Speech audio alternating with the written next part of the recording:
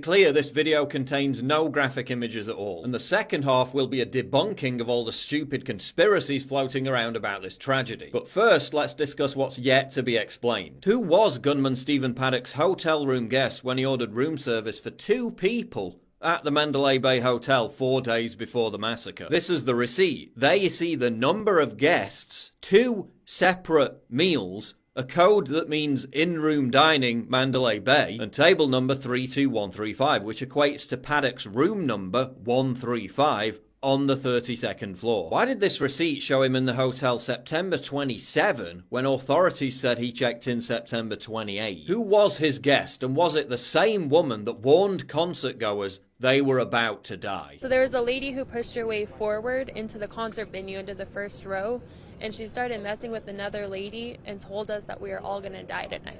Do you know why she was saying that? I mean, was this after the shots were fired, or? It was about 45 minutes before the shots were actually fired, but then she was escorted out by security. Obviously, this guest needs to be tracked down because he or she could have been in on the plot. Then we have this disturbing footage, and I'm not going to play it, but before the bit I am about to play, a man is walking through the site of the massacre after the shooting ends, trying to draw attention to people who are still alive so they can get medical treatment. It's horrific, it's chilling, but it proves that many people who lay there dying were still alive. Then this happens. No EMTs, they've turned the lights off. Where are the EMTs? Why are the lights off? Turn the lights off to secure the area. Shooting's already stopped.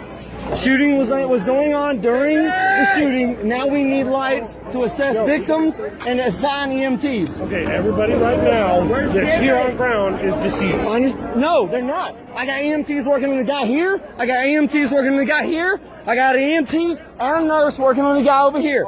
I need lights on. If you know how to do that, get these lights back on. Okay, who are you? So whoever made the decision to turn off the lights, did that prevent dying victims from getting help? Or was it a rational decision to avoid lighting up the whole area to prevent the further targeting of these victims? And remember, the shooting was over at this point, but you can see it from both perspectives, so you be the judge. Then there's this footage of victims running in terror while one group of people just nonchalantly stands there. One of them is even vaping as the gunshots go off. Down, everyone, Terrence! And the group only seems perturbed when a bullet literally almost hits them.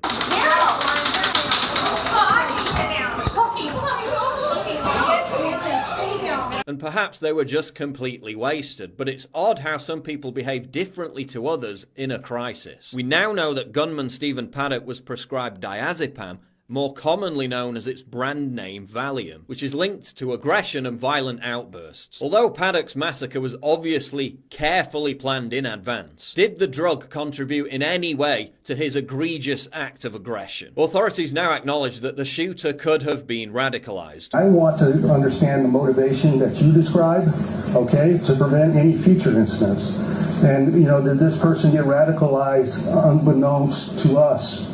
And we want to identify that source. Which suggests they suspect there could be some kind of political or personal motive. Which brings us to the biggest thing yet to be explained, which is, of course, the motive, and if there was one. Given the nature of the event, intelligence expert Colonel Tony Schaefer was explicit in who he thought the gunman was targeting. It's shaping up to be a very deliberate act of terror. This individual parallels in many ways by age and by predisposition of being unstable. The shooter who attacked Congressman Scalise back in June was a politically selected target. The perception was there was going to be a lot of pro-gun folks there, Trump supporters at this concert. So therefore, I believe the perception was by the shooter that this was a legitimate target of political expression. The very reason that Hodgkinson did what he did, and I believe Paddock did what he did, is because the left has now encouraged the use of violence as an extension and use of political speech. Those sentiments were echoed by forensic psychiatrist Dr. Michael Wellner, who suggested that Paddock's motive was to deliberately target conservatives and gun owners. So it's a stranger mass homicide,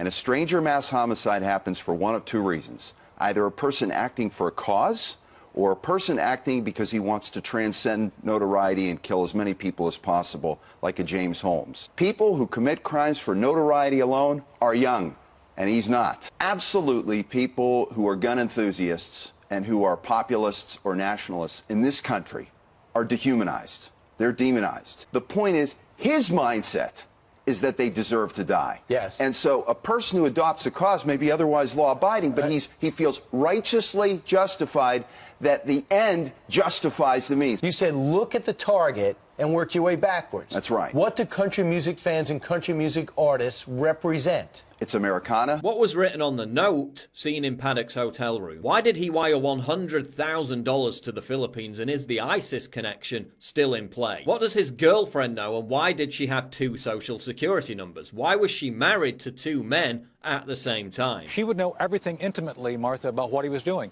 You cannot get past having a house full of guns by someone who is not in the military, has no previous record of wanting to do things with guns. All of a sudden he buys these, and we're talking about I've been told an estimate of $100,000 worth of high-end weapons. Yeah, unbelievable. So it's clearly something there. And if it was an attack on Trump supporters, that doesn't mean all Hillary Clinton voters or all leftists are to blame. Let's not stoop to their level by collectively demonizing everyone with whom we disagree. Like CNN did today by publishing this article entitled "How America Has Silently Accepted the Rage of White Men," when most of the massacre victims were white men. Next on CNN, how Europe has silently accepted the rage of Muslim men. Would they publish that? No. So why are they publishing this? Stop being racist, stop encouraging actual white supremacists, and stop inciting violence. As soon as I heard it was country music, I felt relief. White people shooting white people isn't terror, it's community outreach. Yeah, that kind of crap. That has to stop. But finding out the motive of the killer, if there was one, will help address the root cause and possibly begin to make it clear to people that resorting to violence just because you think you have the moral high ground is not acceptable in a civilized society. Now to debunking the conspiracy theories. People claiming that this flash is a second gunman on the 4th floor. Here you can see the same light flickering in the same manner in the same place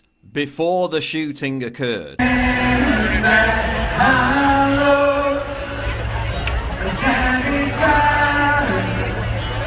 It isn't proof of anything. These windows don't open unless you break them, and there were no broken windows on anything other than the 32nd floor. People are using this video of a taxi driver to claim that there were multiple gunmen because the gunshots sound close at one point and far away the next.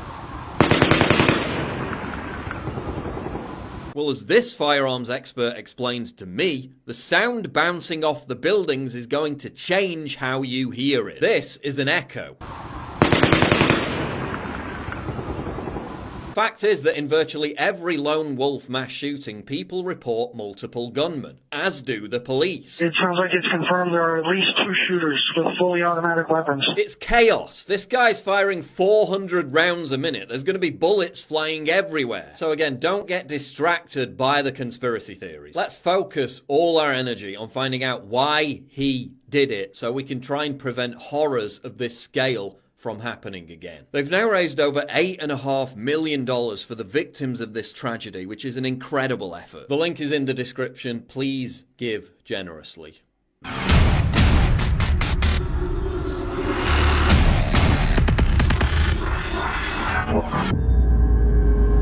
Please click the big red button to subscribe. It really helps me when you do that. And click the bell to allow notifications so you never miss a new video.